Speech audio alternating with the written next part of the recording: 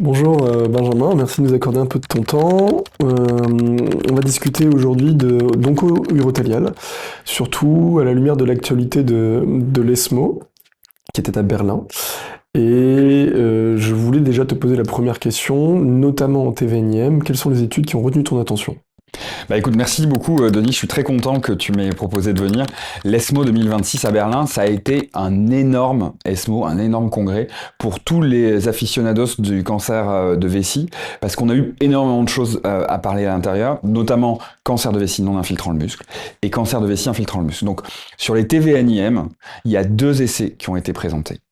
L'essai Alban, Cocorico, essai français, présenté par Morgane Roupré, le président du CCAFU, et puis l'essai Potomac, présenté par Desantis, qui est une oncologue allemande. Donc ces deux essais-là, ils viennent compléter un autre essai, qui est l'essai CREST, qui avait été présenté pour la première fois à l'AUA l'année d'avant. Pourquoi il vient le compléter? Parce qu'en fait, c'est dans un domaine particulier qui est le BCG naïf. Donc c'est tous ces patients qui ont une tumeur de vessie non infiltrant le muscle de haut risque et qui vont être traités par BCG ou BCG plus autre chose. Aujourd'hui, on avait l'étude CREST qui évaluait le sasanlimab en association au BCG versus BCG seul, qui avait montré un bénéfice sur son primary endpoint, sur son critère de jugement principal. Et puis, on attendait ces deux autres essais. L'essai Alban, l'essai français multicentrique, qui est un essai qui évaluait l'atezolizumab avec le BCG, et l'essai Potomac avec le durvalumab. Donc c'est une compétition de 3 immunothérapies en association au BCG versus BCG seul, dans lesquels on a évalué les choses. Qu'est-ce qu'on en retient? Premièrement, l'essai Alban. C'est un essai de phase 3. C'est un essai particulier par rapport aux deux autres, parce que le critère de jugement principal, c'était l'ensemble des récidives. Pas uniquement les récidives de haut grade, mais aussi les récidives de bas grade, les récidives des tumeurs des voies excrétrices supérieures. Donc c'est un tout petit peu différent des autres, ça a beaucoup plus de pertinence clinique, parce qu'en fait pour le patient, qu'est-ce qui compte? C'est le nombre de résections, le nombre de cystoscopies, le nombre de fois où il va être traité, les différents traitements qu'il va avoir. Donc ça c'est un point important à voir, et puis c'est un essai qui n'a pas été poussé par un industriel, évidemment qui a été sponsorisé pour fournir la drogue, pour fournir l'atezolizumab. Néanmoins, de façon générale, c'est un traitement qui a un essai qui a été fait de phase 3 par les Français, donc Cocorico, Gétu, Gafu. Malheureusement, l'essai il est négatif. Il n'a pas montré de bénéfice à l'association de cette immunothérapie avec du BCG versus du BCG seul. Donc, c'est un événement très intéressant parce que finalement, on se rend compte que peut-être que l'association d'immunothérapie IV ne fait pas mieux que le BCG seul, en tout cas dans cet essai-là. Donc, on avait un essai CREST positif, l'essai Alban négatif. Deux immunothérapies différentes, sasanlimab, atezolizumab. Troisième essai, l'essai Potomac. L'essai Potomac, durvalumab, troisième drogue.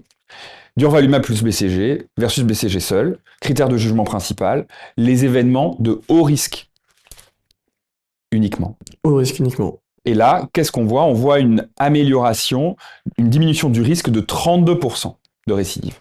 C'est une amélioration qui est nette. Néanmoins, donc on a deux essais qui vont être positifs, l'essai CREST avec le sasanlimab, l'essai Potomac avec le Durvab.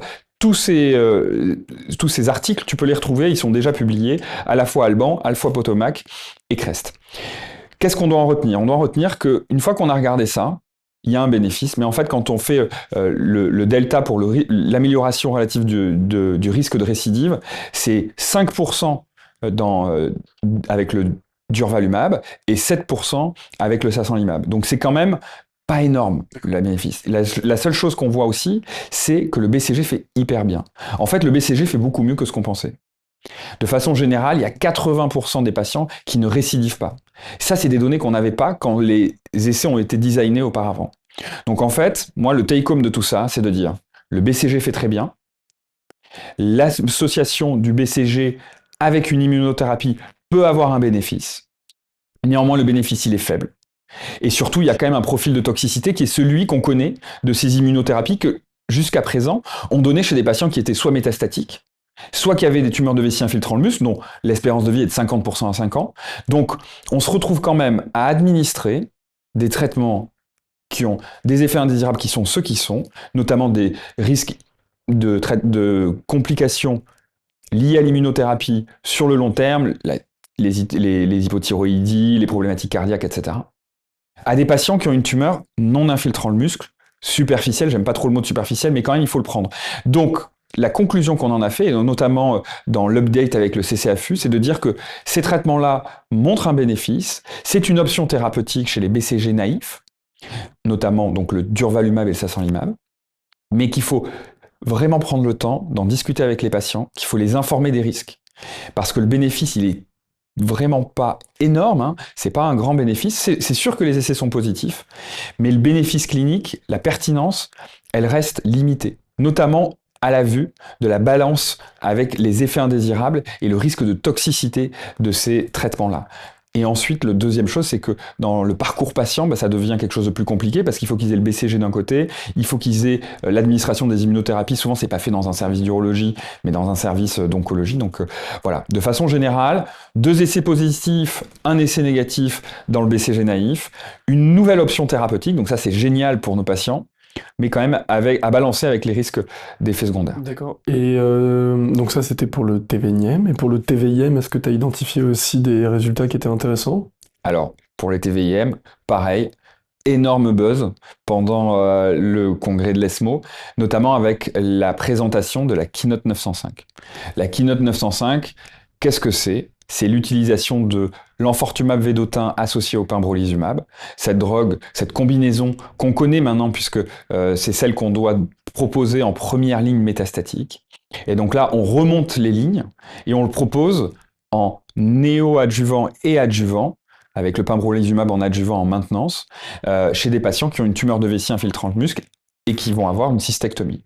Donc c'était pour tous les patients qui avaient une tumeur de vessie localisée et à qui on proposait de faire EV-Pembro plus Pembro, donc un sandwich, ce qu'on appelle les thérapies sandwich périopératoires, avec une particularité, c'était que c'était chez les patients qui étaient inéligibles au cisplatine. On attend les résultats du cisplatine pour un peu plus tard, peut-être 2026 ou 2027. Néanmoins, ce qu'on sait déjà, c'est qu'on a ces résultats pour le cisplatine inéligible, ou qui refusait de prendre une chimiothérapie par cisplatine. En France, c'est le DDM-VAC, le traitement de référence, ou GEM6, on peut aussi donner. Mais de façon générale, chez tous les patients qui ont une insuffisance rénale, qui ont des problèmes d'audition, tu sais, qui ont une perte de l'acoustie et qui ont une hypoacousie, pardon, et qui ont aussi, ou qui sont trop âgés, on ne peut pas leur proposer le cisplatine. Donc, comme on sait que le néoadjuvant, ça a un bénéfice, c'est là où vient l'immunothérapie pour ces patients-là. Quels sont les résultats? Donc, essai randomisé, et là, pareil, des Kaplan-Meier qui s'écartent complètement dès le départ, très beaux résultats à la fois sur l'EFS, qui était le critère de jugement principal, l'événement free survival, et l'OS sur la survie globale. On a des hazard ratios qui sont à 0,40 pour le FS et 0,50. Donc c'est majeur en termes de différence, c'est-à-dire qu'on a des courbes de Kaplan-Meier qu'on ne voit jamais, en termes de différence d'impact sur l'espérance de vie et sur la globale et sur le FS, c'est majeur. La deuxième chose, c'est le taux de réponse complète.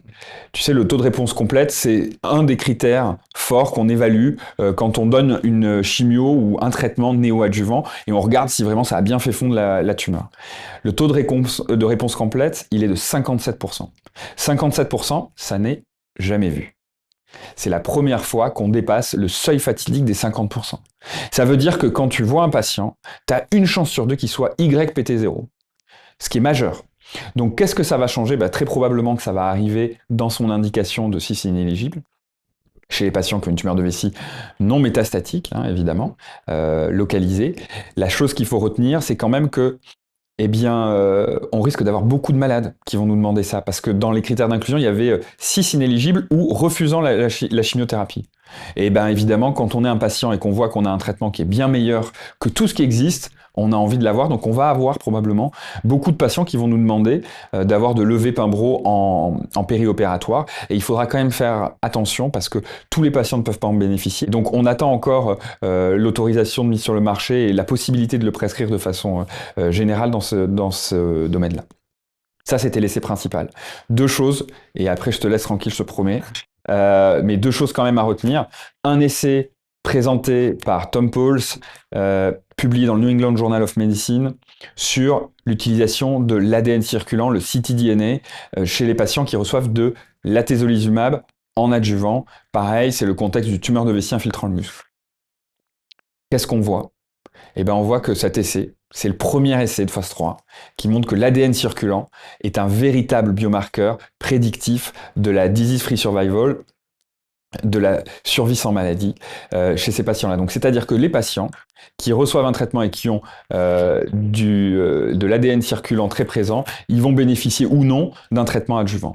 Donc, ça va nous permettre enfin d'avoir un biomarqueur qui est le biomarqueur qui va nous, entre guillemets, nous aider à choisir si le patient doit bénéficier d'une immunothérapie adjuvante après l'intervention chirurgicale. Ça, c'est l'essai numéro 2 et il est important. Le troisième essai qu'on peut noter, c'est Sunrise 4, qui est un essai de phase 2, qui était un essai qui évaluait le TAR, ce dispositif intramédical voilà, dans les tumeurs de vessie infiltrant le muscle, chez les patients cis inéligibles, une fois de plus, hein, à qui on ne peut pas prescrire de cisplatine.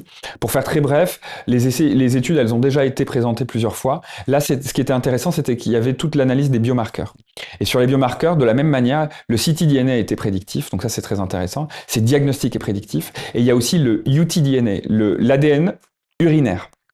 Et l'ADN urinaire, pareil, on se rend compte que c'est un très bon marqueur prédictif de la réponse complète, donc potentiellement on pourra utiliser ces biomarqueurs-là, notamment le biomarqueur urinaire, pour vérifier qu'on a une réponse complète. C'est-à-dire que parfois on voyait une réponse complète visuelle, en revanche il restait encore de l'ADN urinaire, et inversement, parfois on ne savait pas trop, et on voyait bien que l'ADN urinaire n'était plus présent, et ça c'était prédictif de la réponse complète.